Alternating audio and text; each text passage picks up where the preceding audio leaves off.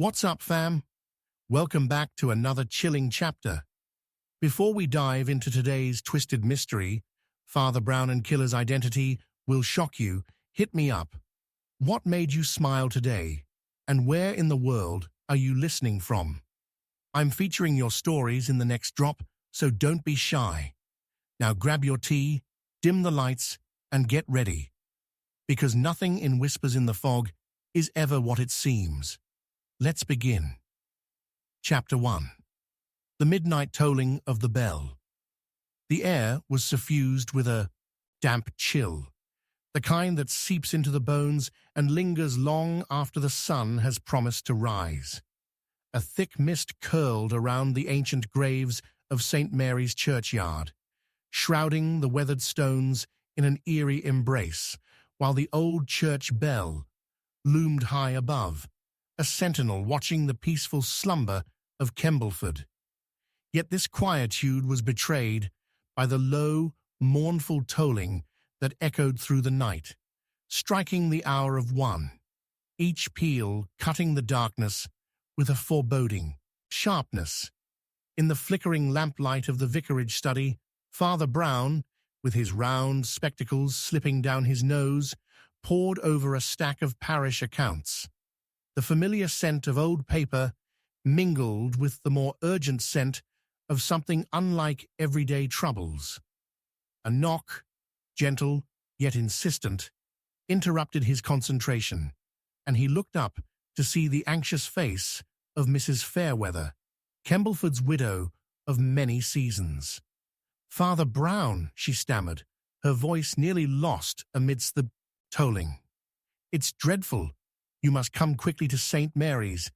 It's within the bell tower." He immediately sensed the gravity in her tone. "What's happened, Mrs. Fairweather?" It's Mr. Hargrove," she gasped. "They found him lifeless under the bell." At that moment, the final chime reverberated, and Father Brown hastily exchanged his reading glasses for his hat and coat, compelled by an instinct that thrummed beneath the surface of his calm demeanor. As they hurried through the fog-laden streets, the village was hauntingly still, save for the echoes of their footsteps. The church loomed ahead, its silhouette framed by moonlight, and as they approached, a figure emerged from the shadows. The stout form of Constable Petty, his face drawn taut with a blend of dread and disbelief. "It's true, Father," he said, his voice a taut thread. "Hargrove's dead as a doornail, found a few moments ago by the bell ringer, who was preparing to strike the hour."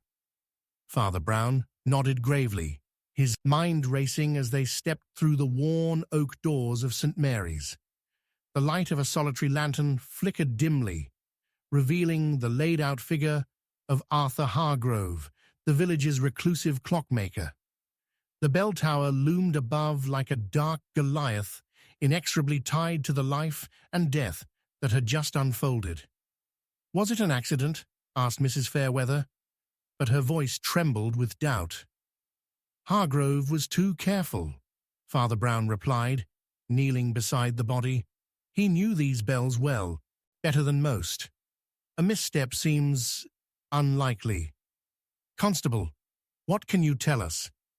Petty scratched his chin, his demeanor shifting to one of reluctant professionalism. "The bell ringer says Hargrove was up here for several hours, but the bell shows no signs of disturbance. It's as if he just collapsed."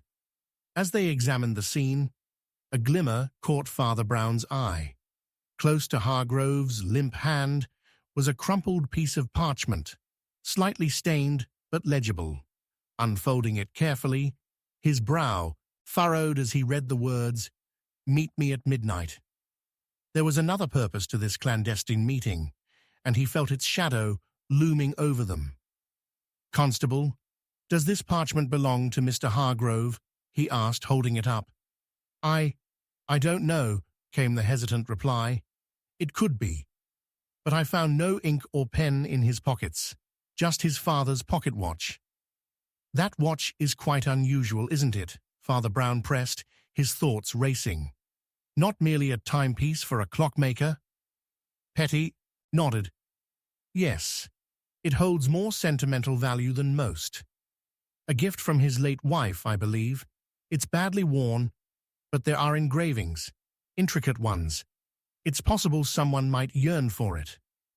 Father Brown's eyes caught the faint glimmer of the engraving, and he stood, mind-whirring, like the clocks Hargrove once mastered. Motive. That's what we are searching for. Who stood to gain from his death? Did he harbor secrets? Perhaps there was someone waiting for him in that tower. As if on cue, a flickering gasp erupted from Mrs. Fairweather, pointing toward the church entrance. "Someone is coming," she cried, her hand flying to her mouth. Through the drifting mist, a shadow slipped into view. A tall, imposing man with glistening hair and sharp features. Alistair Worthington, a man of reputed wealth and recently embroiled in a heated dispute with Hargrove over a rare relic, an ancient clock, rumored to hold great value. "Constable, father," Worthington called out, his voice smooth like satin, but laced with barely disguised apprehension. I heard the bell toll and feared the worst. Not Hargrove. Is it true?" "Yes," Father Brown said evenly. "The question is, why are you here? Did you wish to bury the hatchet? Or are we to unravel a darker thread?" Misdirection danced in Worthington's eyes. He was calculating, perhaps dismayed by the sudden turn of events, but Father Brown sensed an undercurrent of fear that hinted at more than mere grievance. "Besides the object of your quarrel," he continued, studying Worthington intently, "tell me, where were you last night around midnight?" Worthington faltered, his bravado shaken.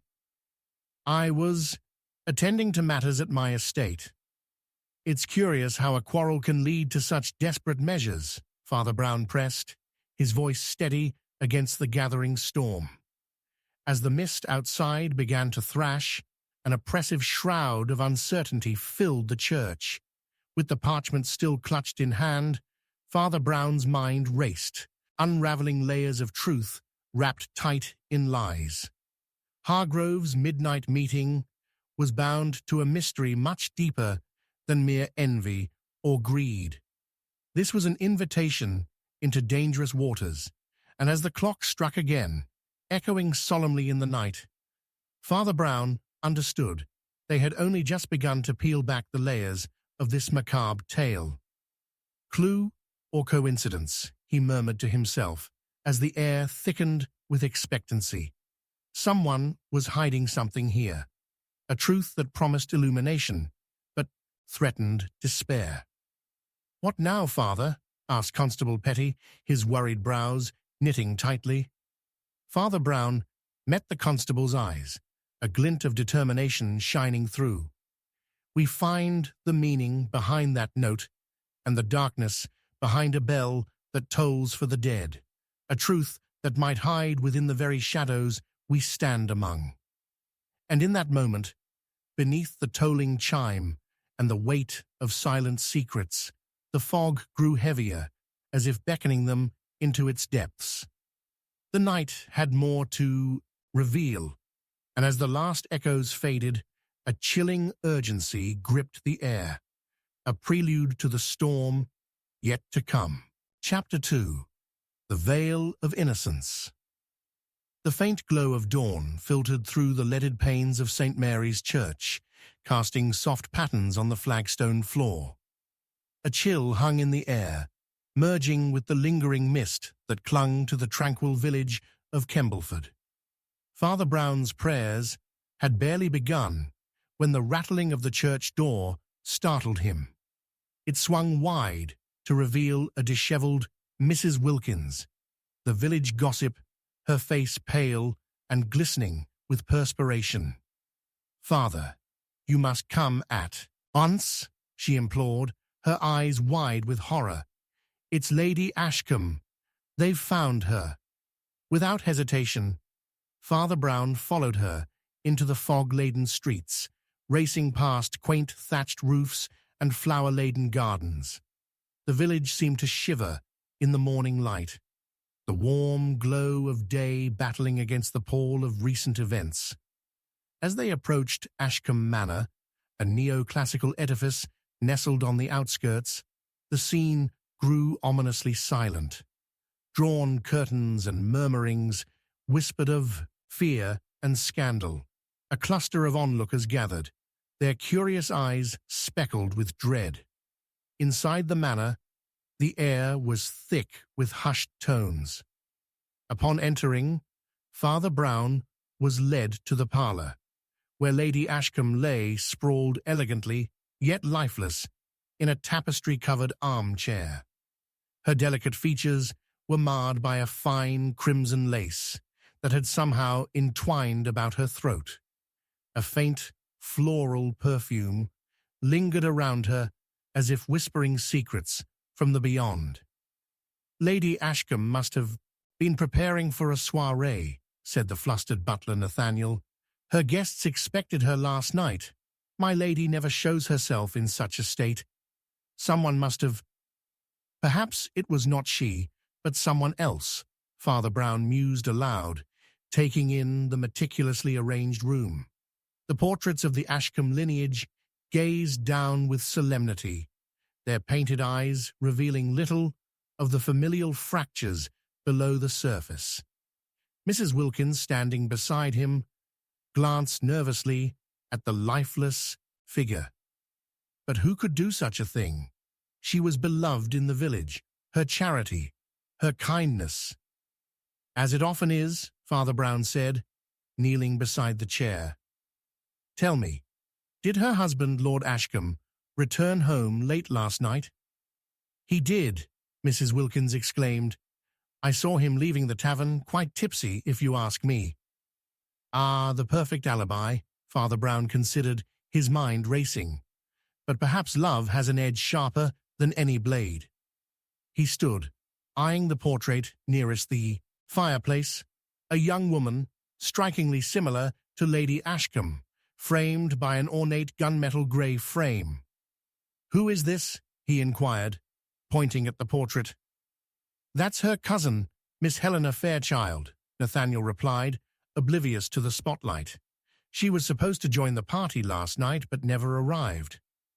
Oh, Father Brown's gaze sharpened, noticing the fleeting shadow that passed over Nathaniel's face at the mention of Miss Fairchild.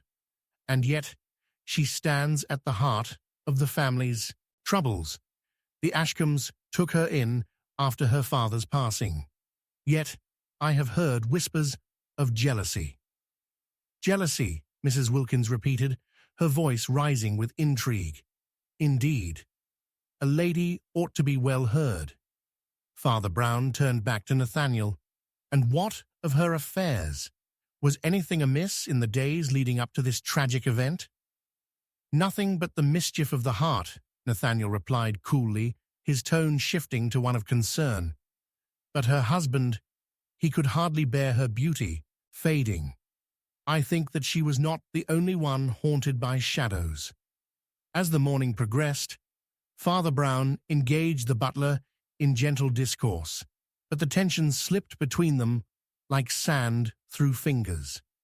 The creak of the parlour door interrupted their quiet interrogation. A middle-aged woman, dressed in mourning black, swept in, her gaunt features betraying the weight of grief. Where is she? Where is my lady? Lady Ashcombe's closest friend, Mrs. Marlowe, gasped, her eyes scanning the room, until they landed on her departed friend. Dreadful!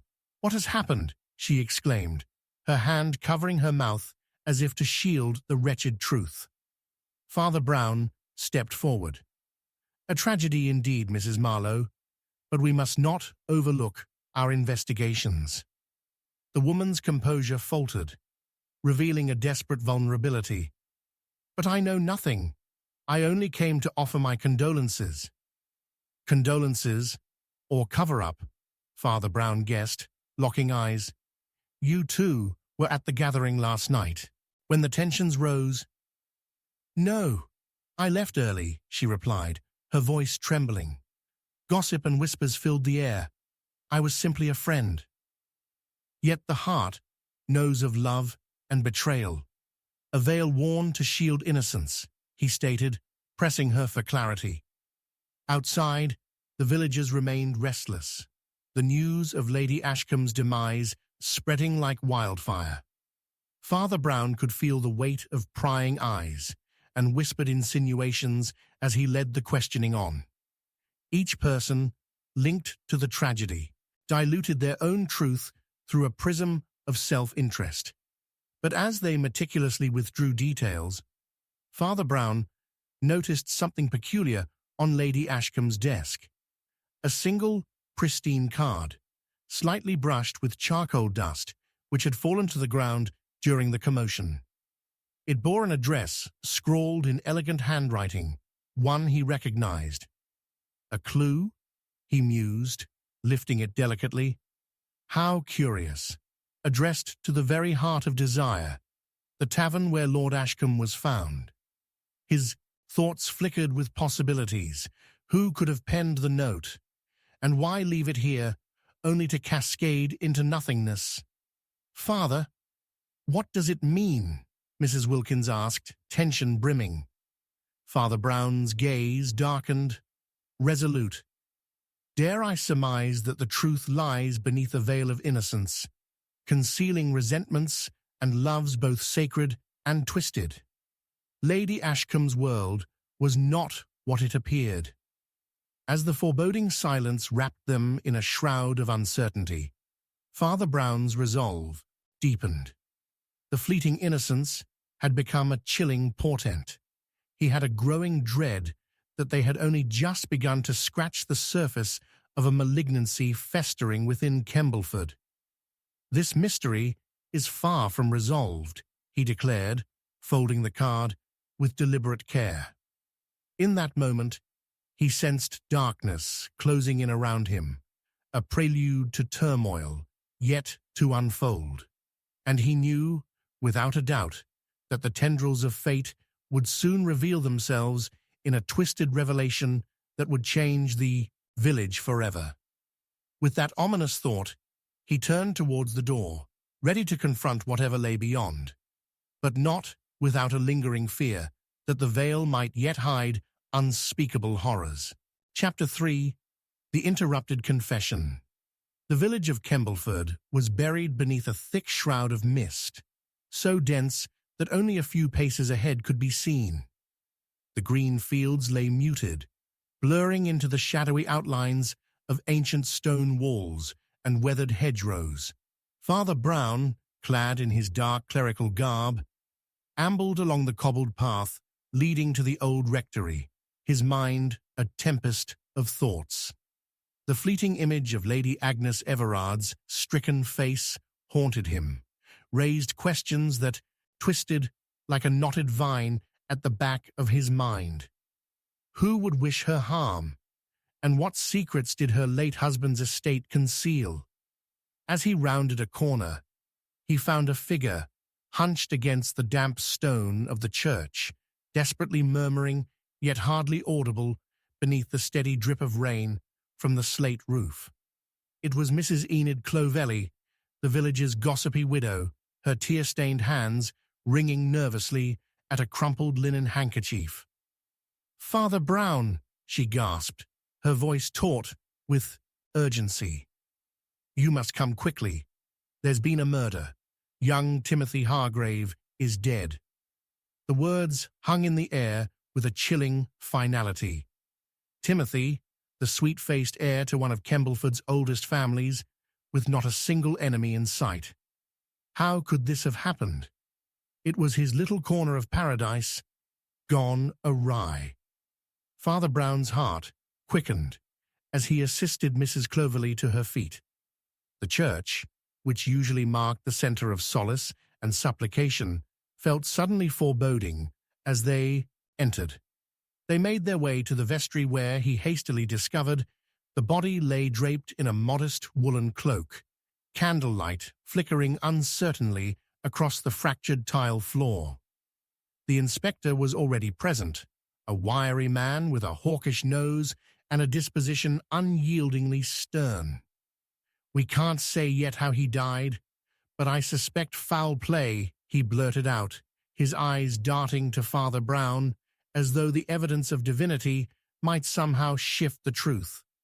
"You see, there was a letter in his pocket addressed to Lady Agnes, a confession of sorts." Father Brown processed this with calculated precision. The threads of secrets woven into the fabric of this case began to tug at his consciousness. A confession? Perhaps addressing a crime of which she's unaware? He glanced at the other men in the room. No one spoke, their silence a weighty fog. The inspector continued. "It seems that Timothy saw something one night, a confrontation outside the manor, something he thought had to do with the Everard estate. The letter culminates with a warning to Agnes." The thought settled around him uncomfortably, gnawing at his sensibilities. What could Timothy have witnessed that warranted such dire attention? And why would it weigh upon a boy's heart to burden Lady Agnes? "Where is the letter?" Father Brown ventured. His sharp gaze observed the inspector's shifty demeanor. Uncertainty flared in the inspector's eyes. "It's gone. First period. I haven't yet looked through all of his things." Frustration bubbled within Father Brown, but was tempered by reason. Someone may have stolen evidence. Someone who understood the power that the written word could carry. Yet, there was something deeper that linked this tragedy to the confessions of yesterday. As they left the vestry, Father Brown's mind drifted back to conversations that had long since dissipated with the night. He remembered a woman speaking in haunted tones about strange sightings around the Everard estate, a glimpse of shadowy figures moving about the garden late at night. A girl named Clara Fitzwilliam had reported it, whimsy in her voice twisting into something more sinister when she spoke of the oldest trees by the estate's edge. Suddenly, the creak of the church door opening interrupted his thoughts. In walked Edgar, Lady Agnes's brother, red-faced and breathless. "I heard you were here. What have you found?" His tone was laden with a mixture of anxiety and something deeper. A rough wind of desperation clung to his interpretation. "A tragic event," Father Brown acknowledged, his voice even. "Do you know if Timothy had any enemies? Perhaps someone who might have wished him ill?" Edgar squirmed, his hands thrust awkwardly into his coat pocket. "Besides the Everards? You think it's connected? Timothy showed me no wrong. I mean, he was but a boy." The priest's intuition tugged at him. "Envy often breeds friendship's facade, Edgar. Let's not pretend the estate doesn't harbor bitterness among its neighbors. I take it you've had your fair share of enemies residing under the same roof," he probed softly. Edgar's face paled at the implication. There was denial shimmering in his eyes, but tension between brother and sister loomed heavily in their family history. Grief manifested in strange and dark forms. "Father Brown," Edgar stammered, suddenly urgent. "If it verifies our suspicions about Agnes, if she's in danger, then we need to—" Before a single syllable could escape, the vestry door creaked open. Again, a breathless Clara Fitzwilliam stumbled in, eyes wide, cloak clinging against her frame like the weight of impending doom. "I saw someone lurking outside the manor last night. They were digging. I thought it was just a bad dream, but now I know—" The words disintegrated, as suddenly a shout erupted from the village square. Alarm bells clanged, ringing out the day's darkness over Kembleford, a sharp echo of unresolved tension biting into the cool, misty air. Father Brown felt the knot of fear tighten within him. There was something menacing yet unseen, lurking just behind the hills that shadowed the village. "My children," he murmured, glancing between them with fierce resolve, "we must hurry. There are whispers of something far deeper. All trails have yet to expose their secrecy, and with it, the truth remains just out of reach." As he briskly moved toward the door, Father Brown felt a small slip of parchment in his vest pocket, a note from Timothy. He had meant to return home, but the fog of secrets enveloped them. What would be revealed in the unraveling of the day? What dreadful confession was still waiting, interrupted? With the urgency in his heart, he stepped into the tightening mystery, eager for answers, but knowing all too well that the shadows of the night were yet unknown. Chapter 4. The Garden of Secrets. The sun dipped low over Kembleford, casting long shadows across the garden of Greywood Manor, where the pungent smell of wilting roses turned increasingly sour. Father Brown, stoic in his dark coat, found himself staring intently at a sprawling patch of ivy, his brow furrowing with concern. The village had been shaken by the murder of Lady Winifred just days before, but it was the hushed conversations in the village and the lingering grief amongst its inhabitants that propelled him into action once more. As he stepped closer, the soft crunch of damp leaves beneath his feet echoed unsettlingly, a stark reminder of the lingering secrets buried deep within the verdant undergrowth. Peering intently, Father Brown noticed something unusual. A thin silver locket glimmering amidst the twisted roots, half covered in dirt. As he gently dug it out, his mind raced. The locket belonged to Lady Winifred. Inside lay a portrait of a younger woman, striking in her likeness. He pocketed the locket, his mind weaving possibilities, not only regarding Winifred's death, but now also the identity of her mysterious companion. Just then, a voice shattered his concentration. "Father Brown, what on earth are you doing in that ghastly mess?" It was Canon Dobson, the Archdeacon's portly aide, his face flushed from a recent argument with the wife of an unsuspecting parishioner who had taken too many liberties with the church donations.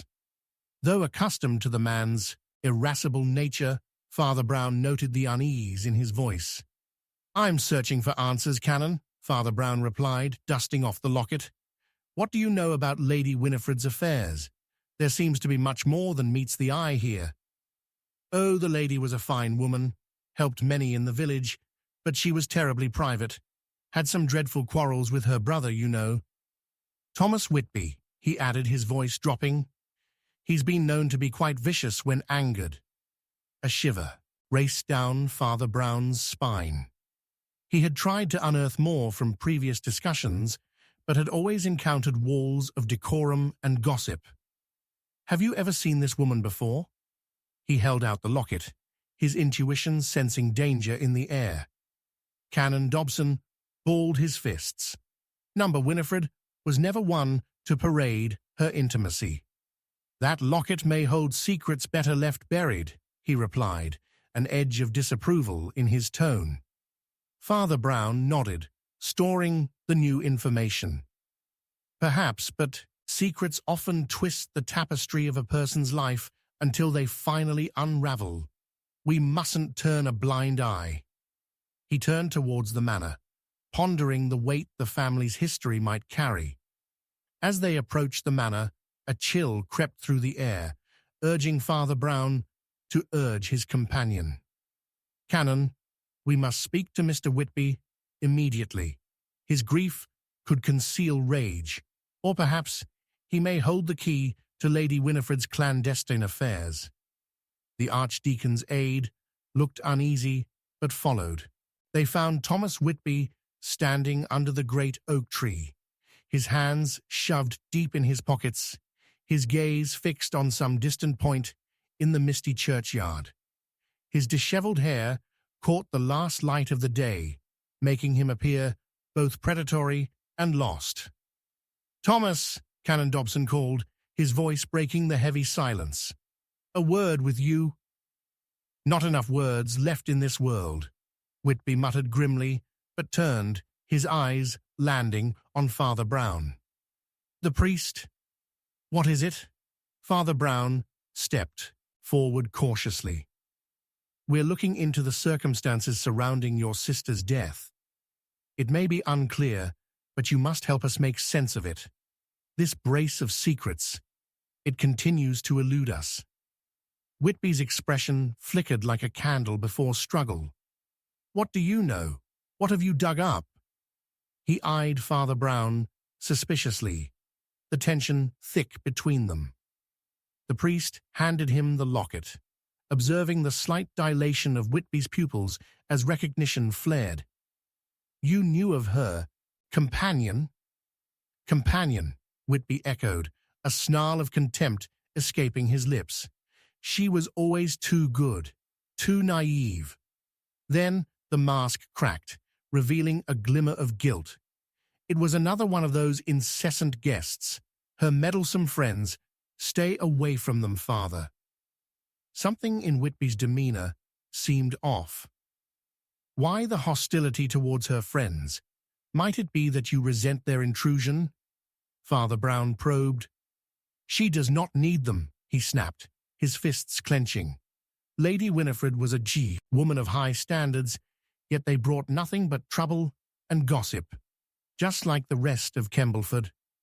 Father Brown sensed a deeper fracture, an unresolved grievance that reached far beyond lovers' quarrels.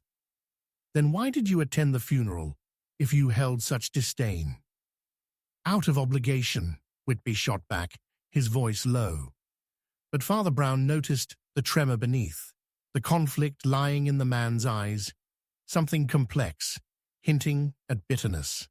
As Canon Dobson shifted, nervously clearing his throat, Father Brown continued probing beneath the surface, piecing together Whitby's viciousness and regret, much like the storm clouds gathering above now. The shadows lengthened further around them, as the evening mist rolled over the landscape, creating an eerie blanket that almost whispered of old crimes long gone. "What was the last conversation you had with her, Thomas? Was it a friendly visit?" Whitby narrowed his eyes, taking a step closer to the father, his face contorting into a mask of defiance. "You can't control a sister's heart, Father. You can only witness her despair." Just then, a sudden rustle behind them drew their attention. A tall figure emerged from the ivy, a woman with red hair, her expression grim and revealing. In her outstretched hand was a withered bouquet of flowers, one of which lay starkly in contrast, blooming bright against the gloom. A symbol, perhaps, of undying love or deep-seated betrayal. As she stepped forward, she gazed at the locket, then back at Whitby, with a pointed look of recognition. Father Brown grasped the significance instantly. The ensuing silence was heavy with a mix of secrets, suspicions, and unspoken words, yet time froze as the pieces began to race together. The woman began to speak, but it was lost in the rolling mist. Something deeper had rumbled beneath the surface of this quaint village, and Father Brown felt he was racing against the clock to uncover the truth. He knew that the Garden of Secrets was only the beginning. Chapter 5. The Portrait with a Shadow. The sun had scarcely risen when the morning fog began to lift from the quaint village of Kembleford, weaving through the creaky iron gates of the old Hawthorne Manor, where the heavy silence was suddenly shattered by a scream. Father Brown, who had taken his usual morning walk through the misty churchyard, felt the icy tendrils of urgency pulling him toward the manor. The sound echoed in his ears as he hurried along the gravel path, the familiar scent of damp earth and untended roses intoxicating him with a dread that tangled fiercely with his intuition. Pushing open the heavy oak door, Father Brown found Lady Agatha Hawthorne, the manor's proprietor, trembling in her drawing room, her plump hands clutched at her throat as she gestured wildly at an enormous portrait adorned with a golden frame. "Father, it's horrible, just horrible," she cried, tears mingling with the remnants of yesterday's makeup. "Alistair, he's dead." But Father Brown's gaze was immediately drawn to the portrait, which hung lifelessly on the wall. It depicted a handsome man with piercing green eyes and an enigmatic smile, Alistair Hawthorne himself. Yet there was something disquieting about the painting. A shadow seemed to pool at the man's feet, so vivid it felt as though the canvas was alive with secrets. "Where's the body?" he asked, his calm yet authoritative tone momentarily dispelling the tension. "In the garden," Lady Agatha replied, wiping her eyes with a silk handkerchief that was decidedly more expensive than her spectral demeanor. "He was found near the rose bushes, just hours after the gala." As they hurried outside, the morning light filtered through the fog, illuminating the vibrant roses that thrived beneath the spectral branches of time-worn trees. But there, amidst the blossoms, lay Alistair Hawthorne, his once lively visage now ashen and cold. The surrounding crowd whispered in hushed tones, their excitement tinged with morbid curiosity. Thus, Brown pushed past and knelt beside the body, gravely inspecting the scene. "His coat is torn," he murmured, observing the frayed edges of the lapel. "And his hands, they're covered in soil. Intriguing." He reached to touch the damp earth intermingled with the soil beneath Alistair's fingernails. "It appears he fought someone or something," he said, glancing up at Lady Agatha, whose face had turned ashen. "Did he have enemies?" "He had many acquaintances, but few friends," she said, a tremor in her voice that hinted at deeper hurt. "We were expecting a visitor, but he never arrived for the gala. The whole evening was fraught with mischief, I assure you." Father Brown's eyes narrowed. "A visitor who stands in the shadows of this tragedy? What do you mean?" "Mr. Cora. He was invited, but never came," she whispered, almost as if summoning his name would conjure the very man. "I found Alistair in fits of rage before that gala. He spoke of debts, of deals gone wrong." With a nod, Father Brown stood, digesting the profound mix of emotions stuffy within Lady Agatha's voice. The recent quarrels and high-stakes decisions hinted at secrets buried deeper than the simple gossip of a village. "It's essential that we speak to this Mr. Cora," he declared, turning toward the assembled crowd. "Could someone direct me to your office, Constable? I will need the necessary clearances." As he walked away from the now somber gathering, he caught sight of a figure slipping through the garden gate. A man, tall and lean, with an air of quiet confidence. Father Brown felt a flicker of recognition. This was Edgar Cora, the estranged cousin of Alistair, and rumored to have had a contentious relationship with the Hawthorne family. "Mr. Cora," Father Brown called, his voice carrying decisively over the rustling herbs and wild daisies. Edgar halted, eyes darting as he assumed a facade of indifference. "Did you know Alistair was found dead?" "No," Edgar replied, his voice too even, too composed. "But I doubt it was unexpected. He had been reckless." "What is it you want, Father?" "Only a few moments of your time," Father Brown replied, stepping closer. "Your cousin's death occurred just before the gala. What were you discussing with him before the event?" "Nothing you need to concern yourself with," Edgar shot back, tension undercutting his bravado. Not so easily excused. You were estranged, yet you came. You must have known he was angry over that debt, Father Brown pressed, his gaze unyielding. And you could not bear to see him. Edgar's words snapped like brittle twigs. I promised I'd pay him back. I was just getting the money. He didn't have to get involved with those people. Those people, Father Brown pressed, voice low yet intense. Edgar flinched, the shadow of distrust flickering across his face. Never mind, I have nothing more to say. As Edgar retreated into the shrouded corners of the garden, Father Brown returned to the manor, but not without recognizing an abstract feeling lurking beneath Edgar's reproach, a darkness entwined with guilt and fear. Once again in the drawing room, he studied Alistair's portrait anew. The shadow at his feet flickered more defiantly in the changing light. There's far more here than meets the eye, he muttered to himself, leaning closer, when a sudden pause seized him mid-thought. Father, Lady Agatha called from the door, gasping. There's more. You must see it at once. Another painting. It was always kept hidden, but I found it. Just as she turned to fetch it, Father Brown felt the air shift, almost crackling with ominous energy. The weight of the secrets held within the old manor enveloped him as he found himself drawn into the heart of a mystery more profound than death itself. Put it on the table, he urged, his heart racing. The shadows were lengthening, and an unsettling revelation loomed in the fog-enshrouded air.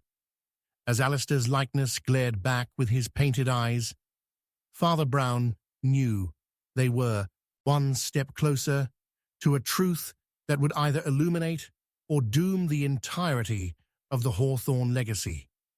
And in that moment, he too began to feel the chilling grasp of the shadow lurking in the old manor. Chapter 6. The Missing Heirloom. The morning was draped in a spectral mist as Father Brown stepped into the ancient churchyard of St. Mary's, an unseasonably chilly tendril curling around his ankles. His thoughts were still entwined with the twisted events of the past week, the inexplicable death of Lady Eleanor Thornton, and the bitter disputes that had erupted among the villagers regarding her will, particularly the mention of a legendary heirloom said to bring misfortune to its possessor. He wandered past weathered gravestones, tracing the letters of long-forgotten names. A piercing scream shattered the silence. It cascaded through the air, wrapping itself around him like the fog. Father Brown hurried towards the sound, his cassock swirling around his legs. He soon found Edna, the village florist, her face pale as the early winter blooms she tended.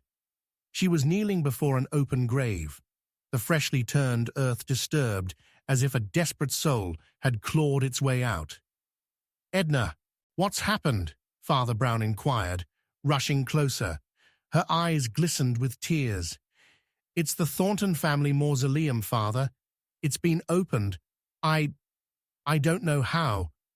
The family kept it locked for centuries. There's something missing. An urn, Father. The urn said to contain Lady Eleanor's ancestors' ashes." Through the haze of chaos, Father Brown sensed a greater truth lurking just beneath the surface. The missing urn, its relevance wasn't merely sentimental, it was an heirloom, one tied deeply to the Thornton lineage, a lineage embroiled in intrigue. "Have the authorities been notified?" I called Mr. Grimsby, the constable, but he's busy sorting out the property disputes. I thought it best to tell you first." Edna's voice trembled, drawing Father Brown's attention to her twitching hands. He noticed a slight smudge of dirt beneath her fingernails. Uncommon for a florist, renowned for their precise care, and yet, at the moment, any number of villagers might be soiled by the grave's disruption. "Do you know who last tended to the mausoleum before it was disturbed?" "I heard a whisper that young Tobias, Lady Eleanor's nephew, was seen near there late last night. It's talk more than sighting, mind you, Edna murmured. Tobias, Father Brown repeated, the name a ticking clock in his mind. He recalled the boy's glum demeanor at the will reading, pride braided with desperation. Where might I find him? He was last seen at the old mill, sulking, I reckon, she replied weakly. Half an hour later, Father Brown approached the creaking timbers of the old mill, where the skeletal structure loomed against a bruised sky. As he stepped inside, the dank air filled his lungs, reminding him of the stagnation that hid within unresolved secrets. Tobias sat at the far end, his shoulders slumped, fingers tracing the wood grain of a discarded crate. Tobias, Father Brown greeted gently, kneeling beside him. Might you explain why the mausoleum has been breached? The young man looked up, squinting against the dim light. I didn't mean to. I just wanted to find it before anyone else did. His words came out in a rush, guilt clawing at his sincerity. Find what? Father Brown prompted, keen to unravel the truth. The urn, the family heirloom. Everyone wants it, Father. His voice trailed off as his eyes darted away. Everyone? Father Brown raised an eyebrow, keenening the boy's fidgeting. Or just you? What is the story of this heirloom that has lured you into such darkness? Tobias hesitated, then burst out. They say it's cursed. Ancestors bearing disgrace for failing it. It's worth more than gold, Father. Everyone desires it, but I thought if I could have it, I wouldn't need to live by their shadows anymore. The urgency in the boy's confession buzzed in Father Brown's ears. Cursed. But upon closer inspection, cursed or not, it appeared that the boy had strayed dangerously close to fear's trap. And yet now the urn has vanished before your eyes. Who else might have sought it? The priest's voice was even as he reeled in the tension. I don't know, Tobias shot back, suddenly defensive. I heard whispers about Ian, the gardener. He's been acting strangely since Lady Eleanor died. He was always too close to the family secrets, sneaking about. Father Brown's mind whirled as he processed the threads connecting each suspect. He may know more than he admits, he murmured. Where can I find Ian? Before Tobias could respond, a sound echoed from the mill door, a collision of footsteps, quick and heavy, reverberating against the wood.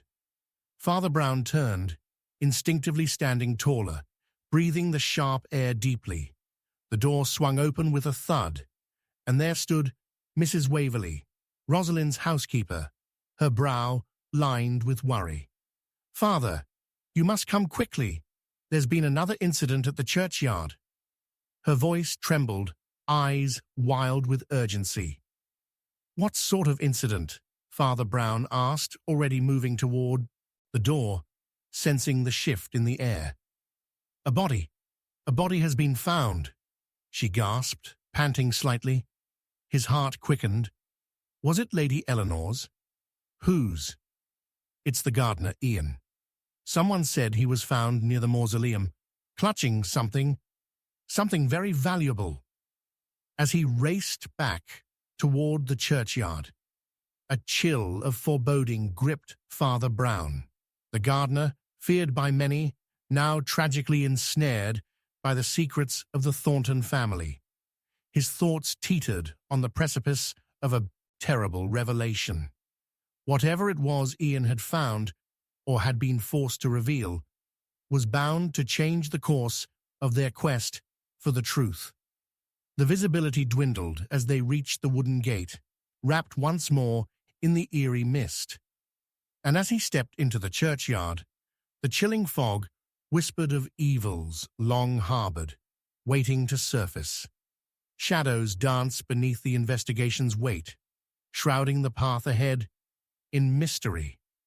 A chill gripped Father Brown's heart as he caught sight of the crowd gathering, a knot forming in his stomach, as he glimpsed Ian's lifeless form sprawled against the cold ground, his hand clutched tightly around the heirloom urn. Secrets long buried were clawing their way to the surface, and now, with the truth lurking just beyond reach, the game was only beginning. Chapter 7. The Whispering Walls. The stillness of Kembleford was shattered by a blood-curdling scream that echoed through the narrow lanes, causing windows to shutter and hearts to quicken. Father Brown, having just emerged from an afternoon of prayer in the quaint, ivy-clad church, felt his intuition tug at him like a father calling his child. It was no ordinary sound. There was a tremor of fear behind it, laced with a raw sense of urgency. With a quickening pulse, he followed the sound, his cassock trailing behind him like the tail of a startled animal. The commotion led him to the Rookery Manor, a creaking edifice that loomed ominously over the village, its walls draped in the tales of ancient sorrow. Neighbors gathered outside, their faces drawn and curious, whispering amongst themselves. "What's happened?" Father Brown asked, his voice managing to pierce the dreadful suspense that had enveloped them all. "Miss Elise, the housemaid," said Mrs. Grimble, a portly woman whose florid cheeks betrayed her interest in news more than concern. "They found her in the drawing-room, sir, unconscious and clutching a letter. They say—" Her voice went low, as if the very walls of the manor might be listening in. "They say she saw something." Father Brown's brows knit together. Saw something? Or perhaps she was struck by something. As he pushed past the small crowd, he felt a chill crawl up his spine. Inside the manor, where opulence met decay, Miss Elise lay sprawled on the cold, tiled floor, one arm flung wide, the other curled protectively around a crumpled piece of paper. The air was thick with a musty scent that reminisced of long-forgotten secrets. Mr. Harold Finch, the reclusive master of the manor and a distant relation of the deceased Lord Rookery, knelt next to her, his face etched with concern and something else, something deeper, lurking just below the surface. "Father," he rasped, glancing up with haunted eyes. "She was muttering about the walls. The walls, whispering walls, you mean?" Father Brown interjected gently, his thoughts racing back to the previous case regarding the hidden ledger of Lord Rookery, which had suggested misconduct echoing through the family's lineage. Here it was again, this notion of whispering. The very walls of Rookery Manor could be seen as custodians of its many tragedies. As Miss Elise regained consciousness, she blinked several times before recognition washed over her. "Father Brown," she gasped, her voice trembling. I saw a figure standing behind the portrait in the drawing room. He was wearing a cloak, and he had— Oh," she suddenly gasped, bolting upright. "The letter! I mustn't—" Father Brown moved swiftly, placing a calming hand on her shoulder. "What did you see, and what does it say?" Before Miss Elise could answer, a tall figure slipped hastily into the room, breathless and frantic. It was Martha Wilkins, the village postmistress. "I heard the commotion," she exclaimed. "I came as quickly as I could. Did anyone see?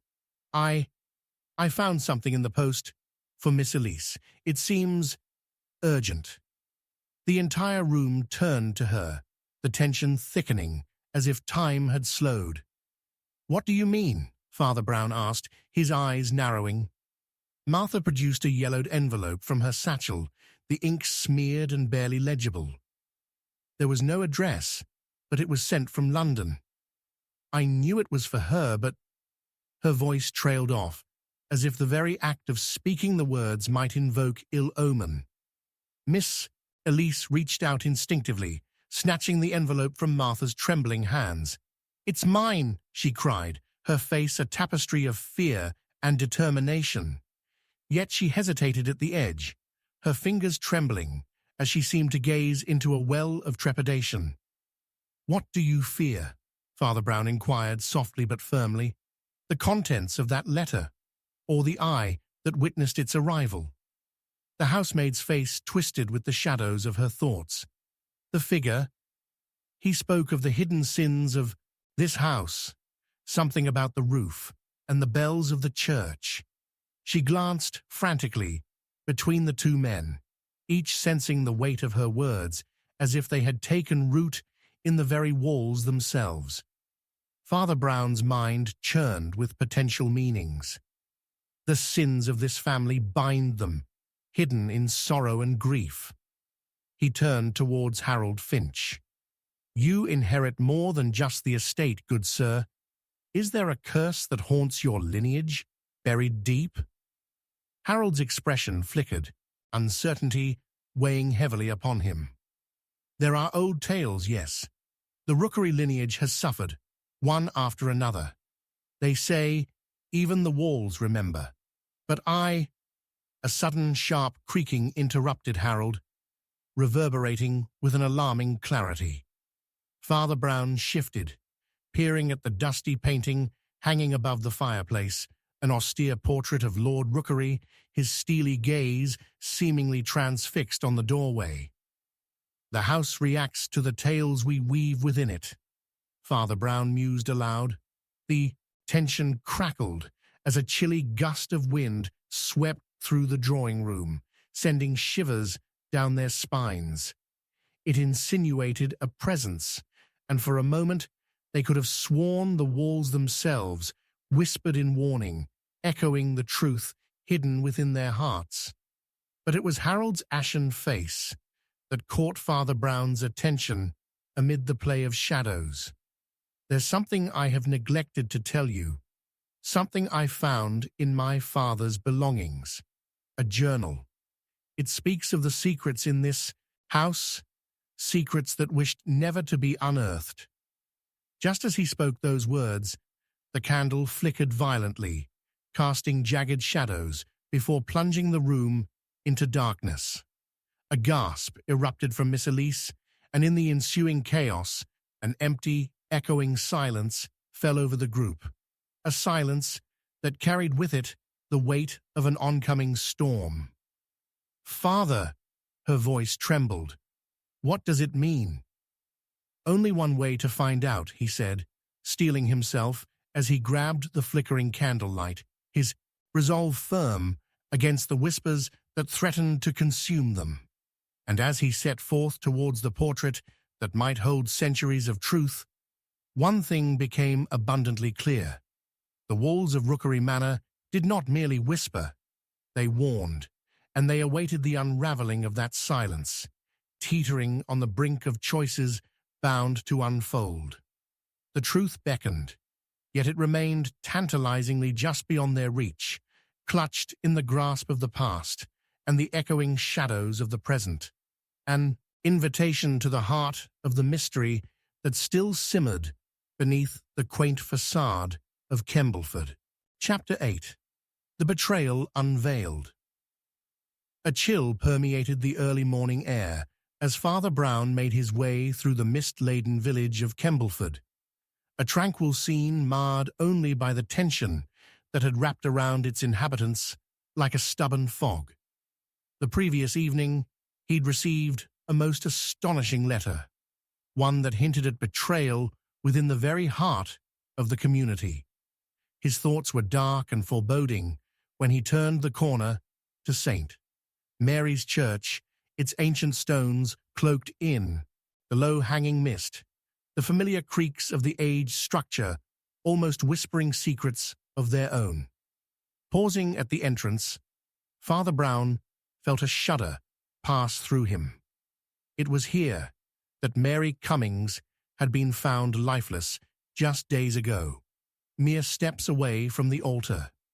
And now news had reached him of clandestine meetings, secretive glances, and a pivotal betrayal that demanded unearthing. The churchyard, where life and death intersected, seemed an apt place for revelations. Suddenly, the heavy door creaked open, revealing Constable Collins, his face pale and drawn. "Father, you must come quickly. It's Edwin. A note. It's been discovered." There was urgency in his voice that sent a jolt through Brown. Edwin Sykes, the local painter, had been growing increasingly erratic since his wife's tragic death the year before. What could have driven him to leave something dire?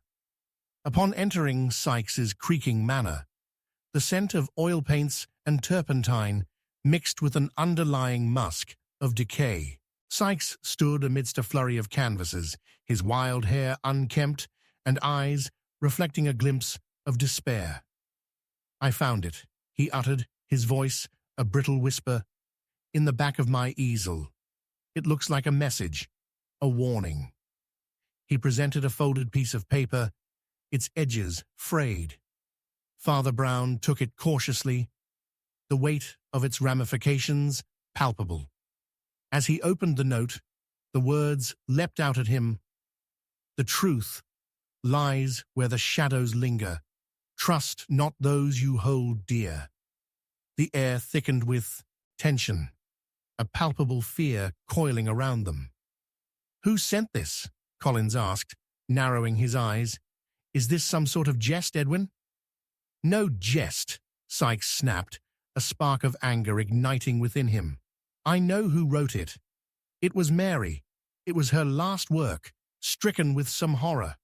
She was afraid, terrified even." "Of whom?" Father Brown pressed, noting the dilation of Sykes's pupils, the tension in his shoulders. Here was a man burdened beneath the weight of remembrance, of unresolved guilt and grief. "Tell me more, Edwin." But Sykes fell silent. His eyes flickered to the ground, and Father Brown caught the frail tremor in his hands. "Can you not see?" Sykes finally cried. "Everyone in this damned village lies. We circle around one another with poison on our tongues, all entirely complicit in this." Father Brown's mind raced. It was true. There was a web of hidden resentments that had enveloped Kembleford since Mary Cummings's death. Her widow, Victor, had become increasingly isolated, shunned by the community in whispers of lack and blame. Flower arrangements at her grave had turned to weeds, as if the village itself mourned in silence. "Would you say you were close to Mary, Edwin?" he asked slowly, piecing together the artful strokes of Sykes's erratic painting style, the one that seemed to capture whispers of anger and betrayal, an echo of his hidden truths. Sykes flinched, but then nodded, the defensive layers he had woven around himself beginning to fray. "Of course, we collaborated on several projects, discussing life's deeper meanings." His voice cracked, and for a moment, the facade of the tortured artist evoked pity. "But that is where it ends, Father. The truth is buried beneath layers of grief, ones that could have been avoided." Constable Collins shifted uneasily, glancing over the paintings. "What do you know about the meeting at the tavern, Edwin? The one just before Mary's death?" From the expression that flitted across Sykes's features, Father Brown realized he had struck something vital. There it was, a veneer of fear, coupled with a hint of regret. "Nothing," Sykes replied too quickly. "It screamed of lies. I had no business there." But Brown could see more in the pained artist, fear of discovery, and perhaps a hint of a plausible motive. "So you claim, yet your art tells stories of loneliness and betrayal. Is it possible that your brush touched upon truths that were too painful to confront?" Sykes flared, agitation propelling him into a tirade as he paced the cluttered floor. "You don't understand. The betrayal I felt was never only about Mary, it's about all of you. About Victor, about him letting me down, lacking the moral fiber to stand with Mary at her time of need. That distinct name hung in the air. Victor, he is hiding something. Before Collins could respond, Sykes pointed vehemently into the distance, pulse racing. They met again last night.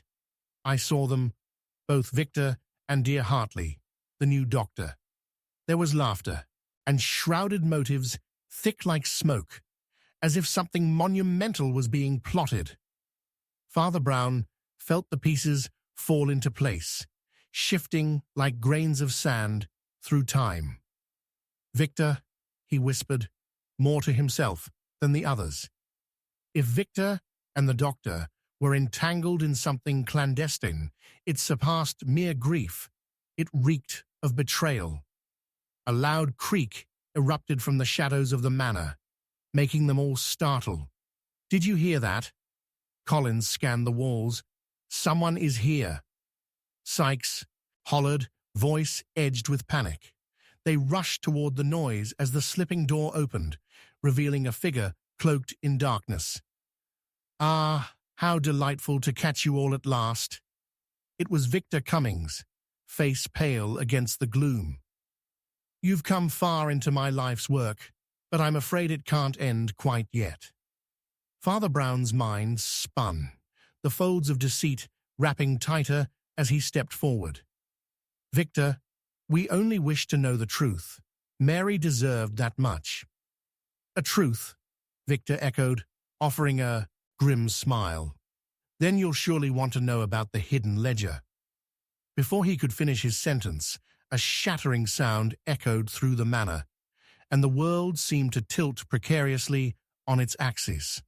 The heavy silence was punctuated by a distant scream, brief yet monumental in its implication. Father Brown's heart raced. The betrayal was deeper than he thought, and the truth he pursued was perched on the very edge of darkness, waiting to unravel. The cliffhanger loomed before them, and, as the shadows stretched across the creaking floorboards, Father Brown knew the next chapter would demand their full attention, no matter the cost. Chapter 9. The Final Gathering. The clock struck 10 in the ancient stone tower of Kembleford's church, echoing through the crisp autumn air. Thick tendrils of mist clung to the gravestones, wrapping the village in an uneasy blanket of damp chill. Father Brown stood at the churchyard gate, his hands clasped firm behind his back, his brow furrowed in thought. The gathered townsfolk, hushed and expectant, gazed at him with an intensity that made the hairs on the back of his neck stand on end. Day had begun with whispered rumors of intent, letters burned, secrets cloaked. Now he would confront the conspiracy lurking beneath the surface of their quiet lives. Yet, as he scanned the crowd, his heart sank. One face was conspicuously absent. Widow Edna Marlowe, fierce protector of the village's well-being and bearer of whispered truths, had not yet arrived. Just yesterday, she had confided in him, her voice trembling with dread. "They are planning something sinister, Father," she had said, her eyes wide and fearful. "A final gathering at Grimsby Manor tonight. You must come. They believe it's a charade, but I fear the worst." The ominous sound of creaking wood and shuffling feet echoed from the manor in the distance. A grand, dilapidated structure loomed on the edge of the village, its 4 towering spires stretching towards the pallid sky. From the manor's entry, flickering torchlight danced like spectres, casting eerie shadows that hinted at both celebration and dread. "Where's Edna?" a voice called from behind Father Brown. It was Mrs. Hibbert, fidgeting with the scarf around her neck. "She missed the service, Father. She wouldn't have missed it for anything." "I fear she may have known too much," Father Brown replied, a sudden chill clutching at his heart. Without answering, he spun on his heel, determination igniting his step. He must go to the gathering now. If Edna was missing, shadows would be gathering, but he intended to cast light upon their darkness. The village's uproar grew as he pushed open the iron gates of the churchyard, the rusted hinges creaking like the whispers of lost souls. The path to Grimsby Manor wound through the trees and twisted bushes, obscured by layers of fog that seemed to breathe with malice. Each step felt like a descent into an unwelcoming abyss. He arrived at the manor just as the last bell tolled, ringing a lament that seemed to echo the gathering clouds overhead. Inside, the atmosphere was thick with tension and muted voices. Shadows flitted across the cavernous entrance hall, where an assortment of townspeople stood, each with their own agendas. Mr. Bernard, the pompous landowner, leaned against a wall, his eyes darting between the guests like a hawk assessing prey. "Father Brown, you finally made it," he called out with forced cheer, though his nervousness betrayed him. "Believe me, the delay was unintentional," Father Brown replied, scanning the room for familiar faces. "Have you seen Edna? For heaven's sake, she was supposed to come, wasn't she?" Bernard's brow lowered, with a feigned seriousness that struck Father Brown as hollow. "But even without her, it is simply delightful to gather again, isn't it? Just us, the genuine souls of Kembleford." Genuine souls. His eye caught Mrs. Gwendolen Fishwick, a woman known for her sharp tongue and sharper secrets, huddled in a corner with Mr. Walton, the murky undertaker. The exchange between them was steeped in conspiratorial whispers and furtive glances. Father Brown's intuition flared. "I must speak with Mrs. Marlowe," he insisted, sidestepping Bernard and weaving through the throng towards the staircase, marked by the dim glow of aged chandeliers.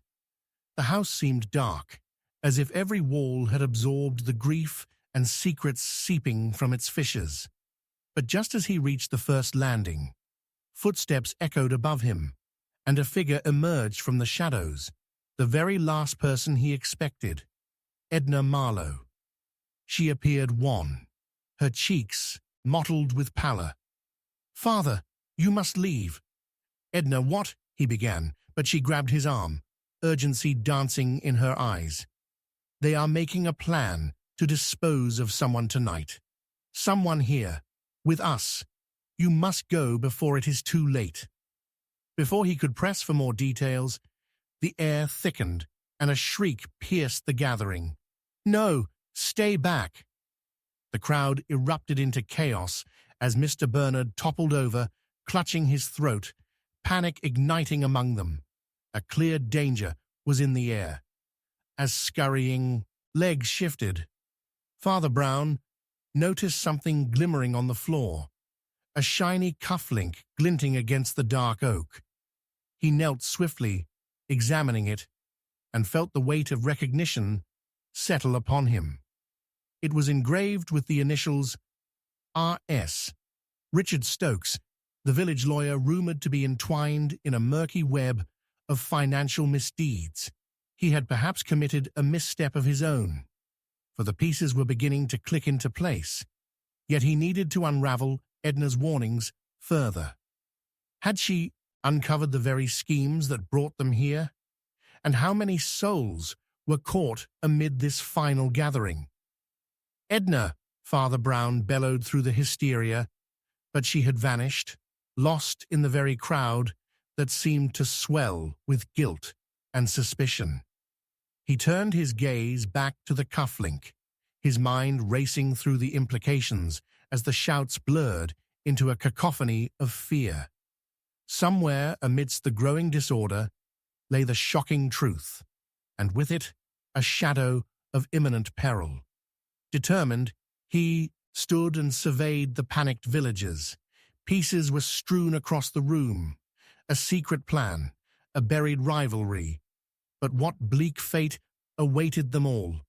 As uncertainty coalesced into dread, there remained but a single thought.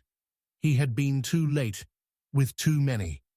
The ticking clock of danger had begun its final toll, and if he did not uncover the truth in this desolate manner tonight, it may cost him more than one life. But then a scream sliced through the air again. Another one, more blood. Father Brown rushed forward, heart pounding, fearing what secrets would be unveiled next, as the festive veil of the gathering unraveled into something more sinister. The frost of autumn lingered on his skin. In this house of shadows, he braced himself for whatever dark revelation lay ahead. Chapter 10. The Letter of Exoneration. A shuddering gust rolled across the cobblestones of Kembleford, swirling the last vestiges of autumn leaves, casting them in a wild dance, mingling with the spectre of something sinister that loomed over the village. Father Brown stepped quietly through the mist that nestled against the old stone walls of St. Mary's Church, his brow creased in thought. The plea for justice that had drawn him to this quaint English hamlet now felt intricately entwined with a web of deceit and buried resentments. His heart raced as he reached the edge of the churchyard, where the worn path met the thin, whispering air of the graveyard. The tension was palpable, prickling at his senses like the early morning chill. Just beyond the wrought-iron gate lay the dilapidated estate of the late Lord Betterton, a place long held in the whispers of villagers as accursed since the mysterious death of Lady Ethel. Dread settled in Father Brown's stomach. Anticipation mingled with resolve, for he sensed they were on the brink of uncovering the truth at last. "Father?" A hesitant voice broke the fog, and he turned to see Mrs. Agnes Holloway, the widow with a penchant for gossip, huddled in her heavy shawl. Her eyes darted nervously about the graveyard as if it were filled with ghosts. "You must come quickly. The maid, Miss Tilly, has found something." He followed her through the aged headstones, half listening to her breathless recounting of the day's events. She was cleaning the study where Lord Betterton used to sit, and there it was, hidden in the drawer. Agnes's voice trembled with urgency. In the study looming over the sinister garden, they found Tilly, a frail girl barely past her teenage years, clutching a yellowed envelope. She looked as if she might shatter like glass under the weight of the revelation she had stumbled upon. "I didn't mean to," she said, lowering her head, "but it asked for all of us to read it." The envelope bore the crest of the Betterton family, worn but still regal. With a pause, Father Brown's fingers brushed against the parchment. "This may turn the tide," he murmured to himself as he tore the letter open, the crinkling sound unsettling against the heaviness that filled the air.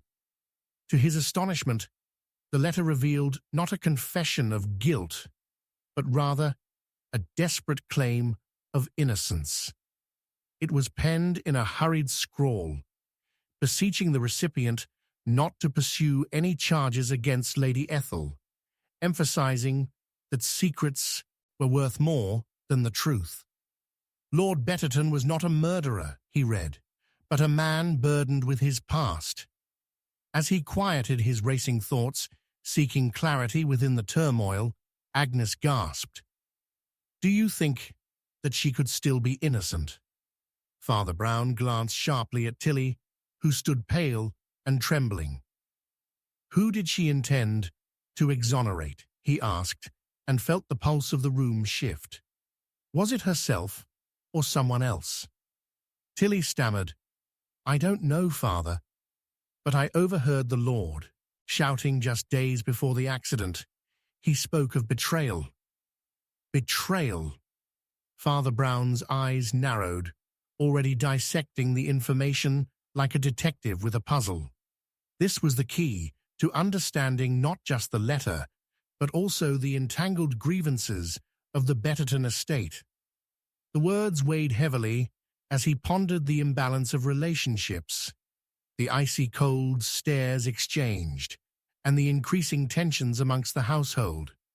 Suddenly, footsteps echoed down the corridor, and an imposing figure entered, a dark-suited inspector with a haughty air, the very picture of resolve. "So, I find you rummaging in a graveyard, Father Brown," he drawled, a tight smile framing his lips. "Here to stir the muck of a case, long since settled?" "Settled?" Father Brown challenged, the air thickening with contest. "Might I suggest that it is far from settled?" He held up the letter, watching the inspector's expression shift from indifference to keen interest. "A letter?" The inspector's eyes narrowed into slits. "Speculating on the exoneration of Lady Ethel?" Agnes interjected, her voice sharp with indignation. "She deserves justice. She was called a murderer. She was not." Yet Father Brown remained focused, sensing that the inspector's skeptical demeanor masked a deeper layer of knowledge. "Do you seek to uphold justice, or a cover-up?" he asked pointedly. The inspector bristled at the implication, but remained guarded. "Your prying into this case will lead to troublesome waters. Be prudent, Father." With that, he strode from the study, leaving an electric tension hanging in the air. "Who do you think is behind the darkness?"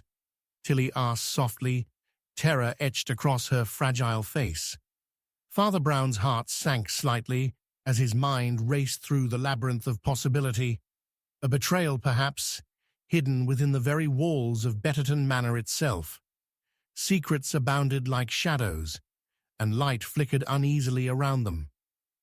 "Perhaps it is not just about Lady Ethel," he said contemplatively. "What if the letter means someone else is pulling the strings? If this is a plea to silence a truth that threatens to spill?"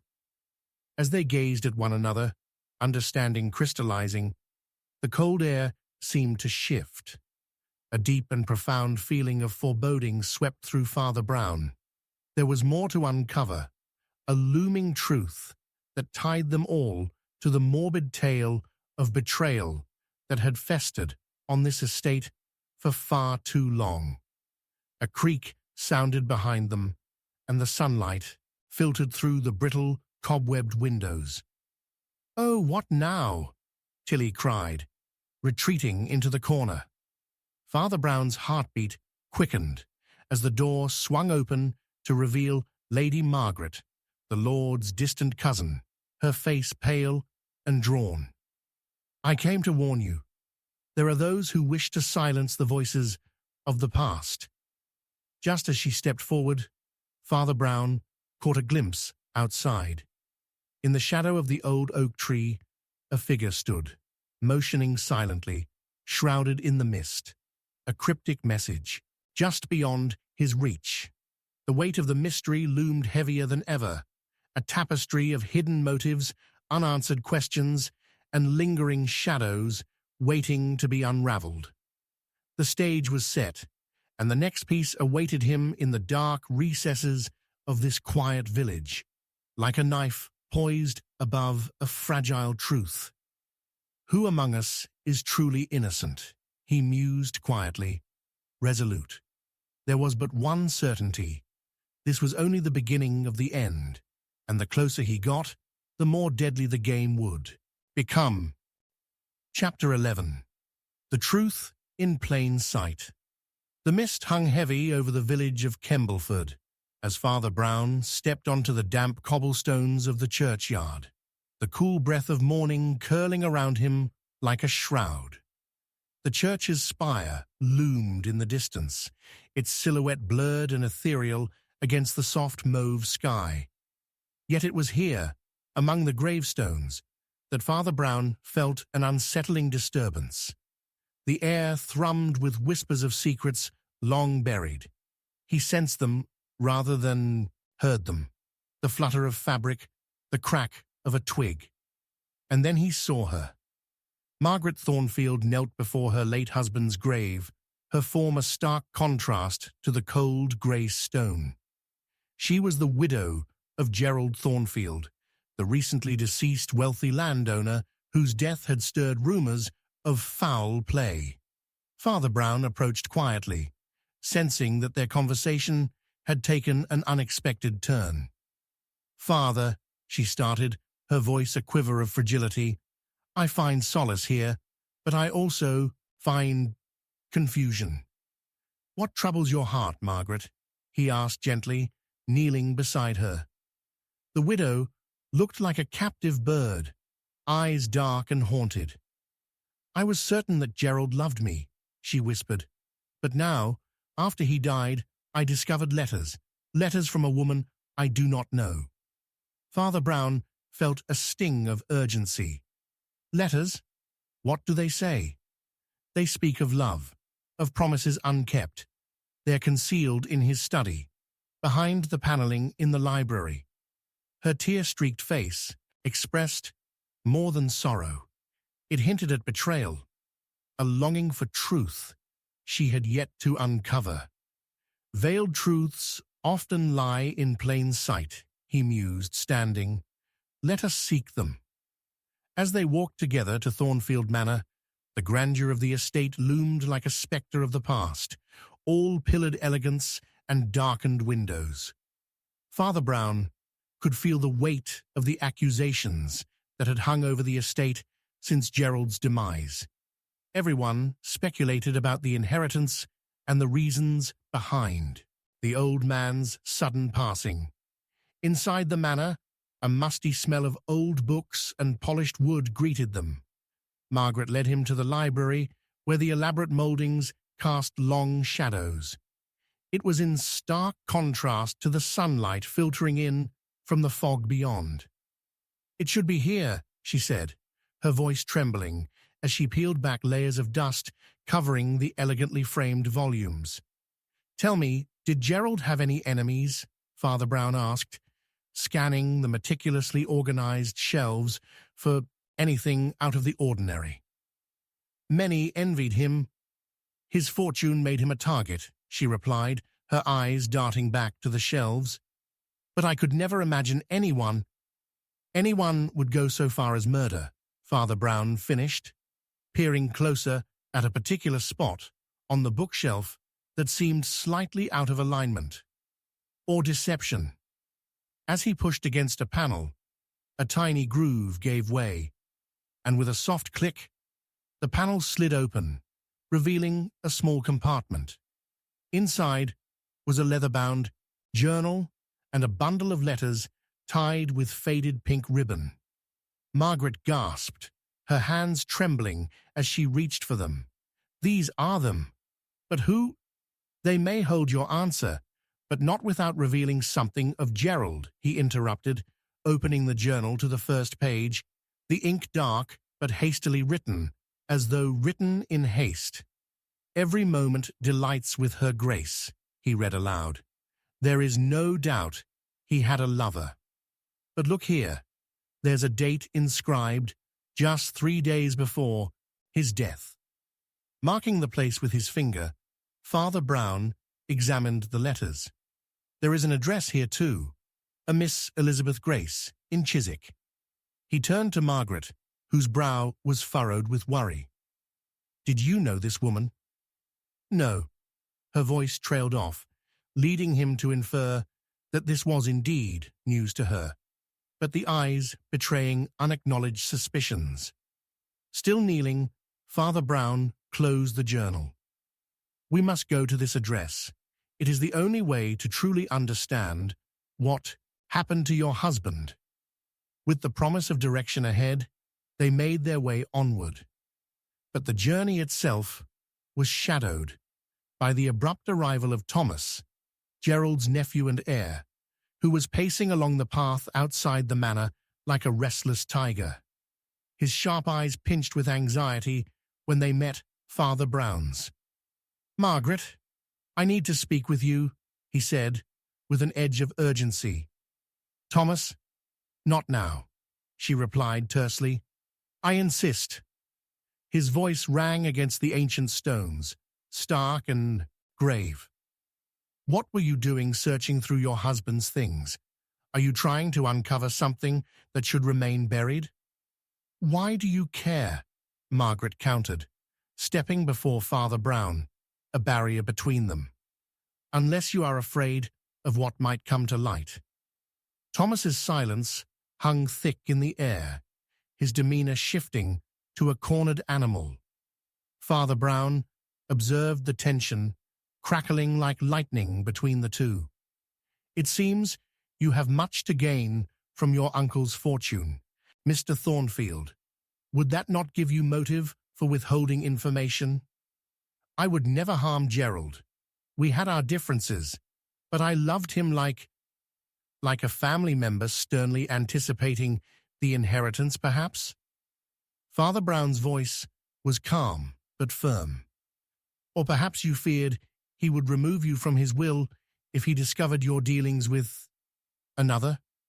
Thomas's face hardened, but before he could respond, Father Brown caught movement out of the corner of his eye, a figure watching them from between the shadows of the trees, a rustle of clothing, a flash of unmistakable red hair. "Margaret," Father Brown called, but she had already turned, recognizing the woman from the letters. It was Elizabeth Grace, her eyes wide with a mix of fright and determination.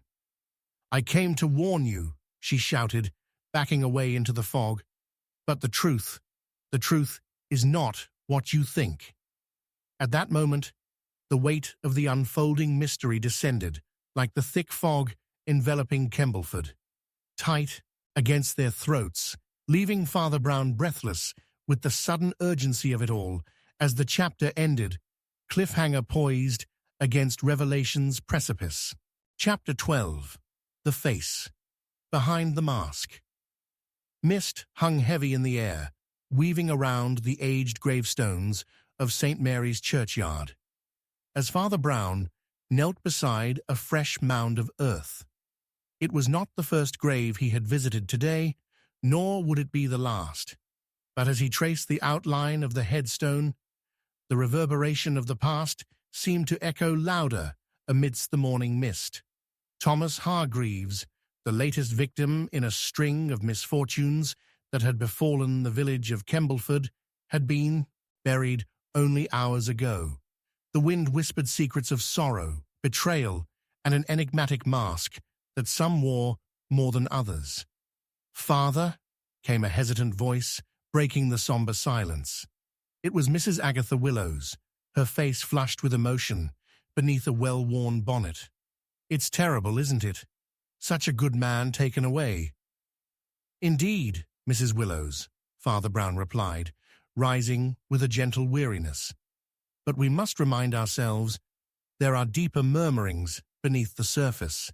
Has anyone spoken to you about the—" Before Father Brown could complete the thought, the church door creaked open, and two figures emerged, Inspector Mallory and Constable Mills. The inspector's brow bore the weight of dread. "Father Brown," Mallory called, striding through the graveyard with purpose. "We must speak at once." "What is it, Inspector?" Brown asked, his intuition sharpening. "Come with us," the inspector urged, casting a wary glance toward Mrs. Willows. "There's been another incident within that accursed manor." The mention of Hargreaves Manor sent a shiver down Brown's spine. It had stood as the town's emblem of decline, symbolizing hidden secrets buried as deep as the graves that surrounded them. He followed the two men, his heart quickening at the thought of hidden treachery that awaited him. Within the shadowy expanses of the manor's drawing room, a tableau of disarray painted a grim picture. Lady Marjorie, widowed and weary, sat upon a faded chaise, her hands trembling over a collection of haphazardly scattered letters. Her eyes were red-rimmed and filled with fear. The air was thick with whispers of uncertainty. "Father Brown, you must help us," she implored, her voice quavering, like the candlelight that flickered in a solitary brass candelabrum nearby. The servant, Edward, he has vanished. Moreover, I found this." She gestured forward, revealing a mask that lay ominously upon the table, ornate yet grotesque. Its hollow eyes seemed to leer at them, giving it a life of its own. "Forgive me, but this seems a bit theatrical, does it not?" snapped Mallory, eyeing the mask with skepticism. "What could that possibly have to do with recent events?" "Everything, Inspector," replied Father Brown, kneeling beside the mask. "Tell me, Lady Marjorie, was this discoverable at the time of Mr. Hargreaves's death?" "Not until tonight," she confessed, "but it suggests a deeper connection. I'd often seen Edward wearing it during his performances at the local fairs. He brought it here, claiming it was a family heirloom, one that's said to harbor a curse." "A curse?" Mallory laughed dryly, shaking his head in disbelief. "Perhaps it is nothing but superstition," Brown interjected calmly. "However, I see this mask as representing something far more deceptive. It could be a facade for fear, jealousy, or even murder." Suddenly, a loud crash echoed from the corner of the room, as a stack of letters tumbled to the floor. "Oh, forgive me," cried a maid, her cheeks crimson as she hastily began to gather them. Father Brown's eyes flickered over the letters, noticing for the first time the swift yet cautious movements of the maid, one Miss Clara Brigham. "Have you seen Edward?" Father Brown inquired, his tone inquisitive yet soft. No, I have not," she stammered, looking up momentarily, her eyes darting to the mask. "I've only just returned from the village, with bread." Distracted, Mallory picked up the mask, inspecting it closely. If these masks are indeed part of some social performance, he mused, surely even Edward could not hoist the blame alone. We may be dealing with something much larger than a mere family quarrel. "Indeed," Father Brown said, feeling a spark of clarity. "Yet it's often supposed that appearances can be deceiving. Lady Marjorie, can you tell us about Edward's allegiances? Did he have any connection to the Hargreaves estate before your husband's passing?" Before she could answer, a glance passed between Lady Marjorie and the maid, a brief flicker revealing unmasked tensions. Father Brown caught it, storing the moment away for later scrutiny. "No," Lady Marjorie finally replied, her tone resolute. "Only that I felt strange discomfort each time he put on the mask. He said it filled him with confidence, but instead, it likely revealed more than he intended," he completed quietly. As they pondered the implications of her statement, Father Brown's eyes landed on one of the scattered letters that Miss Brigham had just been trying to gather. It bore a distinct, ornate seal, not unlike one he had observed on another letter back in the churchyard. "Wait," he murmured as he knelt again, picking it up. "This seal, it belongs to the Lowen family, does it not?" "Yes," Lady Marjorie breathed, her expression tight with understanding. "But they were estranged from us. I never expected it to reappear here." The tension in the room thickened palpably. What if it did? Brown's mind raced, the pieces fitting together like the legs of a treacherous puzzle. "That means there is a deeper entanglement here," Mallory interjected, frustration flickering in his eyes. "A family feud, perhaps." "Worse than that, Inspector," Father Brown pronounced, his voice low. "We find ourselves facing motives hidden within those who wear their masks with the most conviction." Just then, a sharp knocking resounded against the Grand Manor door, shattering the heavy silence. They exchanged worried glances. Outside, a drama was about to unfold that none would anticipate. Father Brown felt his pulse quicken. Would this new visitor possess the knowledge to shift the course of suspicion, once again. As Mallory stepped toward the door, the priest sensed a tightening of threads, an ominous foreboding. The true face behind the mask was still to be revealed. The door swung open, shadows coiling around the threshold. A shrill voice cried out from the gloom, "Help! You must listen!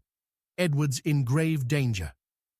The shock of this revelation sent a ripple of unease through the gathered party, and as the girl stepped into the light, Brown could see fear etched on her face like the contours of the mask.